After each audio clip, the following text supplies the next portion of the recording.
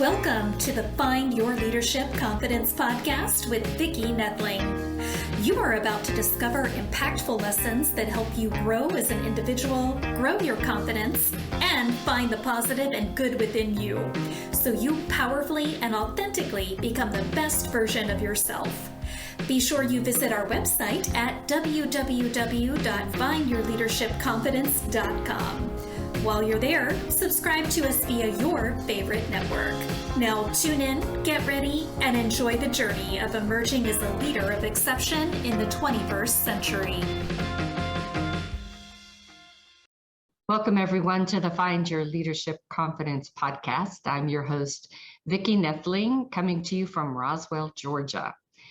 The goal of our podcast is to share guests and topics that will empower you to grow as a confident leader, to take your business or your life to the next level.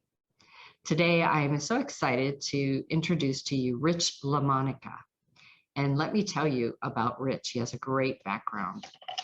He is a 22-year military veteran of the U.S. Army and was deployed on multiple occasions to support the global war on terrorism. I think we probably do a whole podcast on that experience. Yes. It was during this career, he evolved as a leader of people, his education from great mentors who showed him how to take care of people. He retired in 2015 and went through the entire year of self-reflection as he transitioned to civilian life. Those 365 days of reflection from retiring to finding a job taught him valuable lessons about transition. This has powered his drive to help others, especially veterans, as they go through the transition and any roadblocks that they are hitting.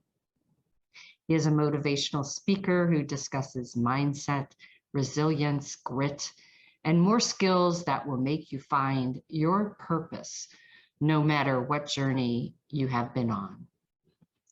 Our theme today is one that I love, which is leading a positive mindset. Please join me in welcoming my guest, Rich LaMonica. Rich, so great to meet you. Oh, it's awesome to be here.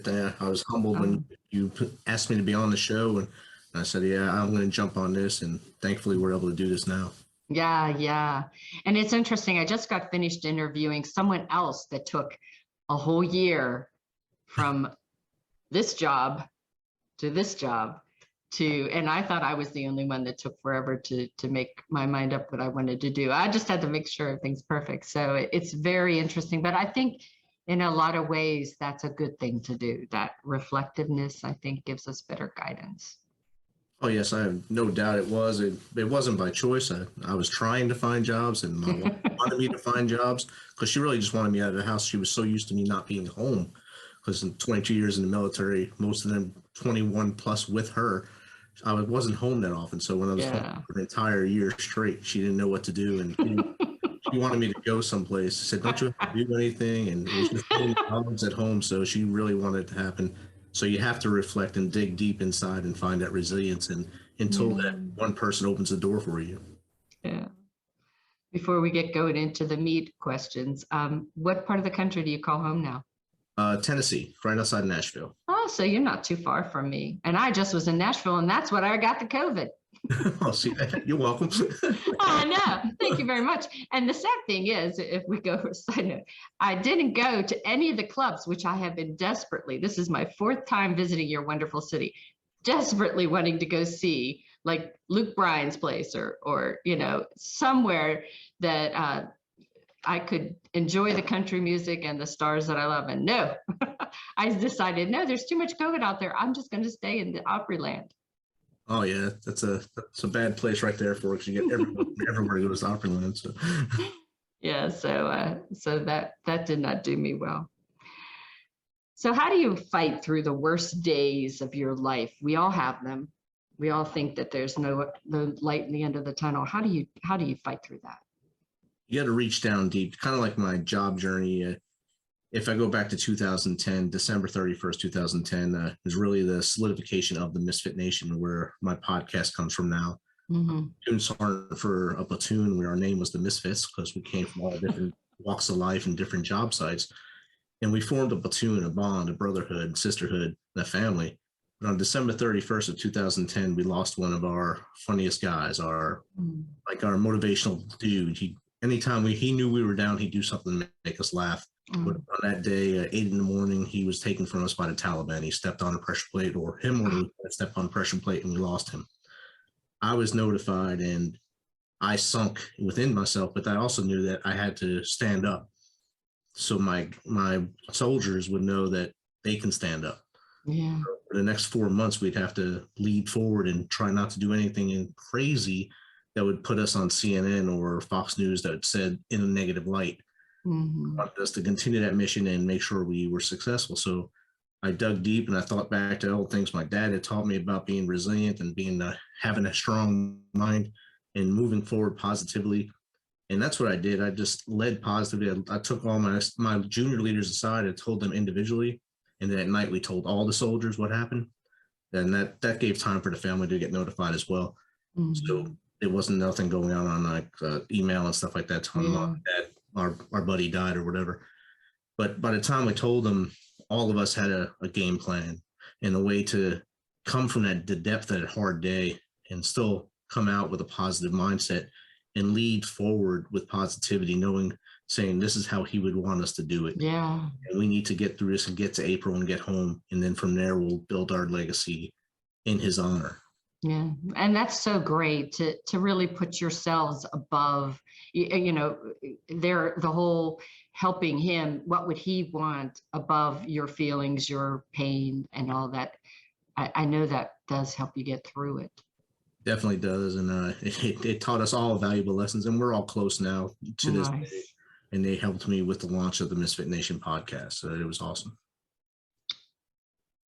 So I don't have this question, but what you just said kind of stirred a question in me. You talked about that community, that family that you have. How important is you to have that family, that community, stay with the right mindset, or to make sure that the people that are in your community keep that mindset, and those that maybe are towards the negative Nellies or whatever you disassociate us somewhat with? How can you do that in your world? As I transitioned, like you talk about the 365 days, I learned a whole different type of people on the civilian side. It's a whole different world on the civilian side. Yeah. But now I'm surrounded with other retired military guys. So it's kind of the same family, but there are those in the family that are negative about everything. I mean, you can say the sky is blue. No, it's not. It really is. And it truly is. Here's a picture here. There it is. But it kind of throws you off. But like you said, if your inner circle isn't cheerleading for you, they're part of your problem, not part of your family. So kind of just push them out to the exterior of that circle and keep that inner circle tight. Your inner circle is usually 5 to 10 people that you can rely on for anything. You can have a no questions asked favor. They'll do that for you. And then you have those outliers. And most of my inner circle is not blood family. It's family I've met along the way. And I keep them tight, and we all are one phone call away from each other. Yeah. I so relate to that. So we kind of touched on this, but explain to us in your thoughts and in your opinion, what a positive mindset looks like. What does it feel like?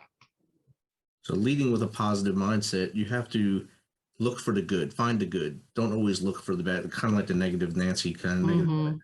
Always find the good in everybody and work that good. Don't waste it. So if Johnny or Joni are doing great things, celebrate their good things and push them up and breed positivity towards them. And that mindset it'll flow through everybody. And once you give that responsibility to them to be positive and move forward, they'll lead it to their people, and the whole organization will grow in that manner. If you keep your skill set close hold to your chest, you're not doing anyone a favor. You're taking something that you learned along the way and just wasting it. So you have to share the positive notes that you have, even the negative notes. Tell them what failures you have or shortcomings, so that they know they don't need to make those same mistakes. And you keep your positive mindset, even outlook. I mean, even though they know that you had failures, but you kept standing up. Every time you fall down, you Yeah, get up, because you're judged by how many times you fall. It's by how many times you get back up. absolutely. I know I do Darren Hardy's her hero's journey now a couple years in a row. And he talks about your character diamond, and that the flaws in a diamond is what makes a diamond so brilliant and bright and unique. And if you look at a person in that way, that we want to know your flaws, your authentic self, because that gives us really a positive light on who you are. Exactly. So what did you learn as serving in the Army? As you said, you've transitioned now to the real world, if we'll call it that. But for now, talk to me about serving in the Army. What did you learn? I learned that when I first joined, I didn't know everything I thought I knew. So That's everywhere. most young men and women, when you're in late teens, early 20s, you think you know everything. Everything's solid. You have it all down pat. When I went into my first active duty unit and I met Sergeant Humberto Lopez, he taught me pretty quickly. I didn't know anything. And I learned via push-ups, pull-ups, dips, and him just having talks with us every day. He took us aside and talked to us. And he taught us a lesson every day, whether we wanted to or not. He taught us a lesson. And that was in 1993. I met him, and I tell people his name still. I still remember everything he taught me from the year and a half I was with him. And those lessons molded me for my career. And as you move forward, I took that mindset of not knowing anything and learning from him what I knew, and just kind of built and kept shining that rock as I went forward. So building my leadership skills by leaders I met. I want to focus on you because you're an awesome leader, so I want to be like you.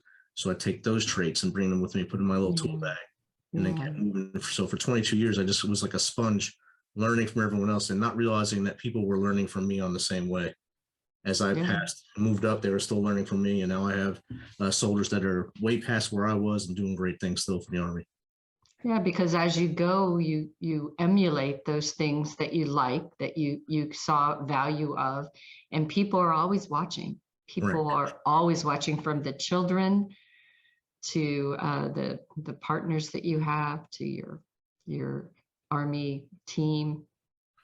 So in life now, you've gone and you've spent a year, you reflected, you're in the business world, and what lessons have you now learned in the last couple of years? I learned my first job, I worked for a veteran nonprofit, and I learned there really quickly that when it says veteran nonprofit, it doesn't really mean that it's all about the veteran. And when it's a nonprofit, it's all still about the bottom line money. Yeah. And the veteran is usually the factor that gets them the money. So I stayed there 2 years because, for one, most veterans leave their job after 1 year. So I didn't want to be a statistic. I thought that statistic. So I stayed 2 years. I enjoyed mentoring other veterans on their transition, taking my transition as a lesson of how things can go wrong in your transition and giving them life lessons that way. But then the second year, I started thinking that I need to find something else. And then I just stumbled into something. One of my former leaders said, "Hey, I got a job. You want to come here?" So this month marks 4 years I've been working and training soldiers now for 4 years on emerging threats. And it's an amazing job. You get a fulfillment every time you train a soldier and they get something out of it.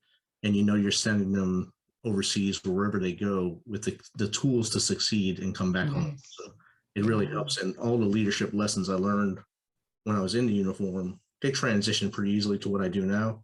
And they transitioned easily to my first job as well, because it was all veterans I was working with. So it worked very well. You can't curse as much in the civilian world, but you just do things. You learn to speak without cursing. I don't know. I've been on some jobs, so that's not true. But anyway, One of the things that I notice, I work with the youth, and one of the groups I work in the schools with is the Junior Leadership Corps, which are all facilitated by ex-Army, Marine, Navy, and Air Force folks. And I love the lessons that, and I can imagine as you were talking that, I could see any of those guys doing what you do, because they always shared life lessons. Like there was always something that they could relate back to the kids, a lesson in that failure or that opportunity, or, making them think. And I think as you're a teacher of these young people that are going possibly at harm's way, making them have the opportunity to still think in times of danger is probably a skill that most of us don't have. Definitely, and it's something I learned over time to basically think 3 steps ahead all the time. Yeah. So knowing if I do this here, what's going to happen there. Mhm. That I learned that probably 6 or 7 years into my career, that if I break this here, all this breaks. So Yeah. if I don't do this mission correctly, all the missions go downhill from there. So I have to make sure I plan ahead on all of them to make sure we do everything right. And to your point on going into the schools, my wife's a teacher, so I get to go in here. She has me come in as kind of like a shock and awe sometimes when she teaches 8th graders, so they sometimes need it. And I go in there and I tell my story, and usually you get some of them with their eyes wide open, jaws dropping, and then it's usually a little boy. They'll ask, "Did you kill anyone?" Mm. I've had one girl in her class ask that. One girl ever asked me that question, and that shocked me. So I was like in awe. I was like, "What?" Okay, so but we never usually, none of my friends ever admit to doing things like that. We just dance around the subject. Things went on or whatever, and we made it home. That's what happened. So you just try to teach them as well as possible, but you always think, if I tell them I killed someone, what's going to happen to them? What are they going to do next? Yeah, So right. tell them other things and make them be positive moving forward. Yeah, and I think also the lesson you're teaching them is just, we teach in business how those small wins. So everything that you do has an impact, Yes. some ripple effect, no matter what. And being aware of that ripple, and is that end result maybe years from now what you're going to be proud of? Definitely, and something we like to say on with the Misfit Nation is stacking victories. Yeah, So yeah. early in the morning, when you stand up out of bed, that's a victory for most of us. Make your bed, brush your teeth. Those are victories. Just stack them up at the end of every day. See how many you got, and then challenge yourself the next day to see if you can do one more. Yeah, Stack those victories every day. that's that journal of gratitude, right? Right. So why are you such a good guy? This is my daughter loves this one here. Mhm. It's from a movie, 10 Reasons. It's a Robert De Niro movie when he was he was hiding from the mafia. I guess he was in the protection program. And Yeah, I know the movie. you see, that's why I'm a good guy, and that's since I grew up Italian in New York and New Jersey. My daughter always says, "Why are you a good guy, Daddy?" And I always give her a new reason every day. So I always try to go out of my way to help others, and I don't expect anything back ever. And if I get something back, it's I guess icing on the cake. Yeah. I don't ask for anything. If someone is in need, I'm probably gonna be the one that runs and helps them. But then when I'm in need, I don't usually ask for help. I just do it until someone knocks on the door and say, "Hey, what are you doing?" "Well, I just broke this door. Can you help me?" "All right, good." So they come and help me. But I don't ask for help. I usually just knucklehead it through it. But I will help anyone that asks for it. Well, we need to teach you to delegate sometimes. We'll work on that one. We'll have to write those down. So, Tennessee, tell us what you know about NASCAR. NASCAR. Well, up until 2005, I thought it was just something on TV that people watched and drove beer to and drove in a circle. And then I got stationed in Alabama, not far from Talladega. And my job, we couldn't work when Talladega was in town because it was too dangerous for what we were doing. We were destroying chemical weapons our stockpile chemical weapons. So we couldn't do that because there was a whole new city because of all the people that come to Talladega. Yeah. And most of my employees, all the people that worked with us, they worked at the track during race week as security or safety. And they say, "Hey, you want a job?" I said, "I have a job." So they got me a job doing security in pit row. And Wow. my first race was when they were filming Talladega Nights. So I walk in and I see Farrell and the whole crew is like, what is going on here? All these stars come to races. Just know they're filming movies. Oh, this is outstanding. And I got to be in pit row during the filming. I was there for the national anthem. And then, of course, I was there for the whole race weekend and 5 to the 6 next races.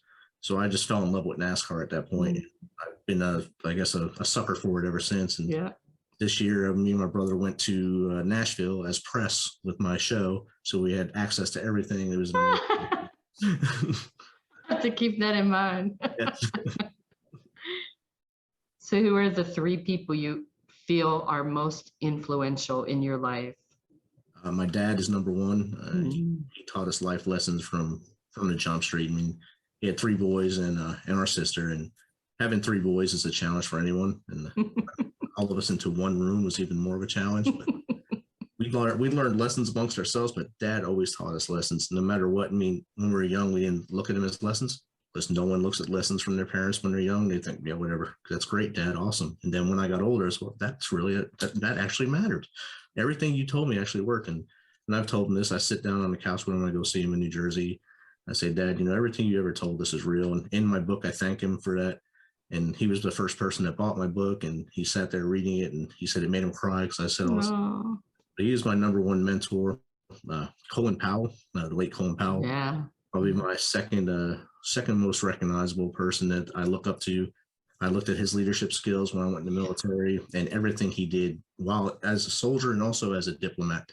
He was just a great human. He did everything for everybody, not just for like a party or this or that. He did everything to make sure that everyone was taken care of. And he had the rules he lived by, and his leadership rules are amazing.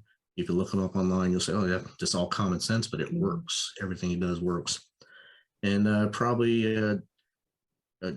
Humberto Lopez is probably another one, like I mentioned earlier. Yes. And other NCOs I had, Douglas Jones. He was my first platoon sergeant here at Fort Campbell when I came here in the 90s. And he took me under his wing, and he was very selfless. He pushed all of us for greatness and made us go to school, made us get to college, but he never pushed himself. So we all wound up passing him until as we all passed, and then he finally started catching up, and he was able to retire the same rank, but he should have been way higher than us. He was a great man. Oh, so wonderful. And it's, I'm sure there are people that will say that you are that same person too, that influenced them. Just knowing you for this few moments here, I can feel that. I appreciate that. So it's time now for rapid fire. Right. I don't keep a clock, but right. we try to keep the answers to just a minute or so. And it's just 2 different phrases or words that I have pulled out from your background. So you have written or co-written several books. Why don't you share with the audience just the titles of those books so they can run to Amazon and buy them? So we got 13-Step Guide to Success right here. Awesome. Oh, pictures help too. That was published in December 21. I'm working on The Climb right now. Or Out of the Darkness. I'm sorry, I changed the title. It's a story of a young man. That's a combination of many people I met in my military career and into different characters to show the journey from being a warrior and then that journey back home to come home to PTSD and all the challenges of that. So that hopefully will be out this December. I've been published in Purple Heart magazine, and also was in the podcast magazine just recently as well. So you have 2 books that are near finished. You just mentioned one. What's the second one? The second one is Out of the Darkness. Out of Darkness. So this was the first one here, 13-Step Guide to Success. This was my second one I started, but I finished it first. So you mentioned a little bit about PTSD. How impactful has that been in your life as a teacher of these folks that are going to go into troubles? When you are giving them guidance, do you have in the back of your mind they're coming home and how to prepare for that? I usually tell them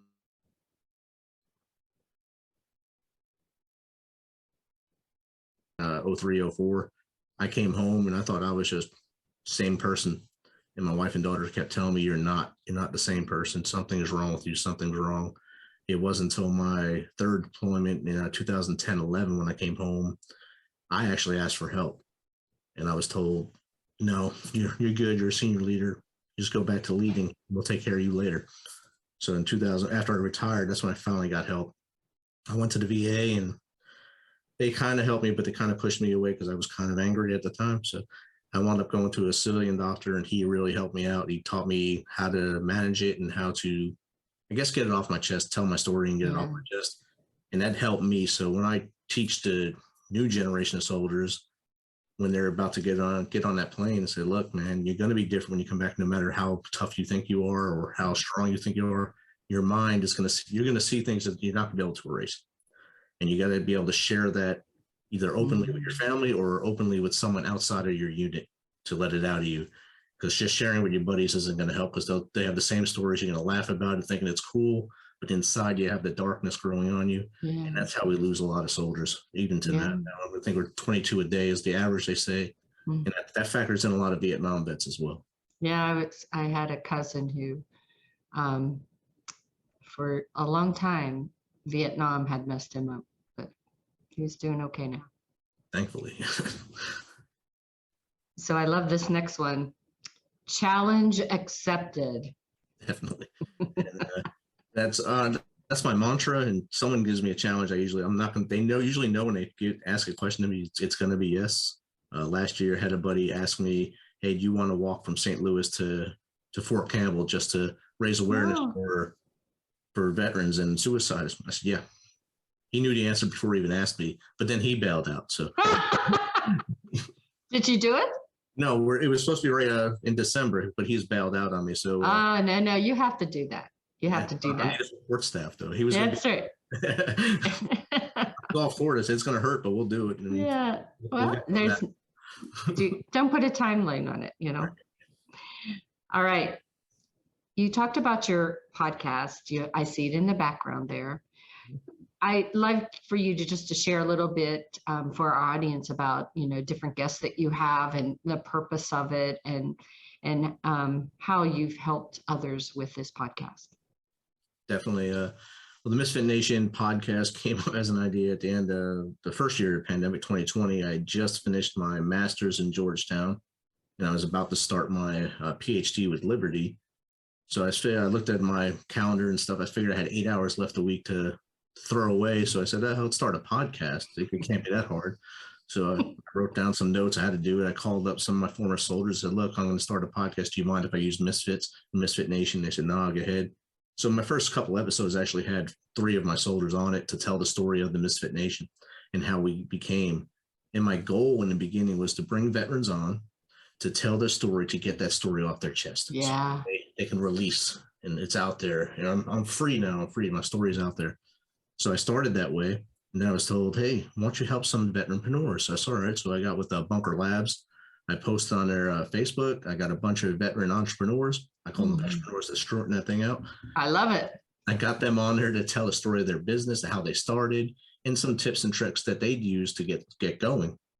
And then they still came back, hey, can you get people on that are experts that can show us how to be a business person, how to start a business, how to write a book, how to get into music, how to get to Hollywood. Well, there's a lot of stuff, guys, but I'll reach out. And then I started getting experts in all those fields. Yeah. I had a Navy veteran that I worked with at my first job who's actually in Hollywood. So I brought him on. I said, come on, bud, tell him how you did it. Tell us your journey. Yeah. Hermie Castillo, great guy, came on, talked about it. He's been on Brooklyn Nine-Nine, NCIS. So he had a good resume. So he was able to tell them how he did it. I had musicians from Europe, from musicians from here to come on and tell them, writers from as far away as New Zealand, authors to tell their journey, how they became authors. Authors, all kinds of authors in the United States. And of course, I still bring veterans on. Anytime a veteran reaches out, wants to come on, they have Wednesdays. Warrior Wednesdays, that's their slot. They can go live or recorded. It's up to them. Some of them don't want to go live. But as I start all transitioning to mostly live shows, they're all going to have to go live, so I have no choice. But it'll be live. Then they can work with me. And that's awesome. It's evolved, so it's pretty cool seeing the evolution. And I think yesterday I released episode 186. Awesome. Congratulations on that. And it's such a wonderful thing that you're doing. the last word is resilience. You talked about your dad taught you this, but what are you teaching your kids? Well, my daughter is 26 now, so hopefully I taught her some good stuff. But she's pretty hard-headed, and Where'd she get that from? I'd say her mom, but she'll definitely. But her mom really, I mean, I wasn't home most of her younger life. I was in the military. When I retired, she graduated school, and that's when our bond actually got closer. She published her book right out of high school, and me and her did the book tour together and stuff. So we got really close since I had so much time on my hands. I was able to do that stuff. But resilience, like my dad taught me, always get back up. And just watching things happen along my career, you have to be tough in life to make it through. If you keep letting things push you back, you're never going to get forward. So you got to have a strong mindset and be positive as you move forward, and keep lifting yourself back up and be resilient to change. As we've seen in the last 2 years, change has really crippled a lot of people. Yeah. Some people didn't have the technology to go from being a physical worker to go to actual this virtual stuff, or didn't want to because they don't trust the computer thing. So they don't want to do it. So that resilience helps you to get into change and do that thing. And resilience now, I guess, outside world, being able to understand that there's a bubble around people you don't need to get involved with anymore. You don't have to be in people's face, and have your resilience to stand back and have some self-regulation and be able to adapt to the change as it is happening. I think a lot of people have adapted pretty well. It's not what the news perceives it as, but I think most people are doing pretty well with this. Wonderful, wonderful advice. My goodness. I can't believe the time has flown by here, and definitely want to give the folks the opportunity to be able to get your information. So those of you that are listening in, if you get that paper and pencil, his website is, as we mentioned, themisfitnation.com. That's TheMisfitNation.com. He is on social media, and luckily he was able to get the great URLs of either the Misfit Nation or Rich LaMonica as his handle, or I guess that's what you call it. But so he's on TikTok, he's on Twitter, he's on Instagram, he's on Facebook, 2 places. You can get him on Facebook as the Misfit Nation or Rich LaMonica. And he is on YouTube with all those great podcasts. You want to make sure you check out the Misfit Nation podcast for sure. I'd like you, Rich, to share what you have for a gift. So for 6 lucky listeners, if you go to www.audible.com/ACX-promo, and then enter one of the codes that are below, if this will be in the notes or if you're watching. It will be in the notes. You see on the screen, I'll just take the code, put it in there, and you'll get a free download of my audiobook, which was narrated by Mr. Mitch Mitchell. Oh, nice. Well, this is your last moment to get that screenshot. 1, 2, 3. Awesome.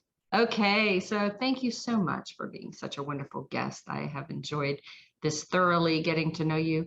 You gave us great tips, great stories. I'm sure that, as I said, we could probably have a whole section on, what you learned during those years in the service. But I know that what you do is important, not only for the rest of us entrepreneurs out there, but also for those vetpreneurs. I'll have to practice that one, vetpreneurs, because I think that it is a way for them to really, I think, get their self-worth back in a lot of cases, that they have so much to offer and we need them. Definitely. So I'm so proud of what you do. Thank you. So again, please go to themisfitnation.com and get Rich's information. Take advantage of getting one of those free audiobooks. I will have the information also when I post this. As always, I remind you that life is a journey and it is up to you to enjoy the ride. This is Vicki Nettling signing off. Thank you for tuning into the Find Your Leadership Confidence podcast with Vicki Nettling, where we share impactful lessons that help you grow as an individual, grow your confidence, and find the positive and good within you so you powerfully and authentically become the best version of yourself. Remember to visit our website at www.findyourleadershipconfidence.com and enjoy even more great episodes like this one. Again, while you're here, subscribe to us via your favorite network.